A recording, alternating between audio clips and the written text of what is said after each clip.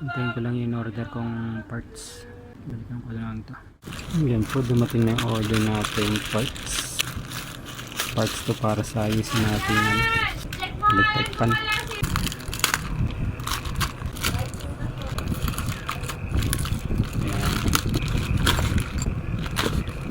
Binigyan ko na yung order para kapag nasira ulit, possible nasira ulit. Yan, bushing.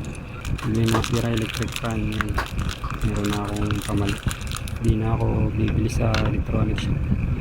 Mas mura rin kasi dito sa online, kaya yan, dyan na ako bumili.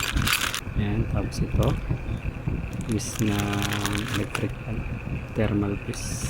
Dinamihan ko na rin order. Ito isa lang in order ko.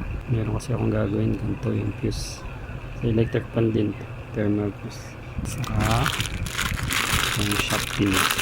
Pag order kayo ng shock pin, sukatin nyo muna pati itong bushing. Yung sukat kasi yan. So yung in order ko 8 inches to eh. Sukatin ko. So yan, 8 inches siya. Tapos half moon.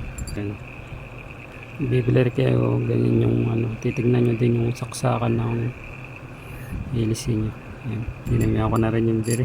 Malamang baka masira ulit eh, kaya para hindi na ako lalabas-labas, yan, dinamihan ko na yung order. Bagay ito sa mga technician para ano, mas makamura din. Pag ako kasi bumibili nito kasama na yung palagay eh, mas makakamura kapag ikaw na yung maglalagay. Kaya pag-aaralan ko din maglagay na yun. Hindi pa ako nakasubok maglagay ng shafting, ngayon ko palang susubukan. So yun, kung gusto nyong matipid, yan, bili na kayo ng marami para ano din, free shipping. Pag marami, free shipping. Ang laki ng tipid. Gawa ako ng pukpukan ko nito para malagay ko siya. Gayahin ko yung strategy ng ano, yung nakita kong technician dito sa meron siyang pukpukan eh, para mapalitan niya. Gawa lang ako. Pag i-stock nyo siya, tabi nyo lang sa tuyong lugar para hindi dalawang. Kailangan lagay nyo siya sa hindi ano, hindi basahin na lugar, hindi malamig. Ito yung gagawin kong pukpukan.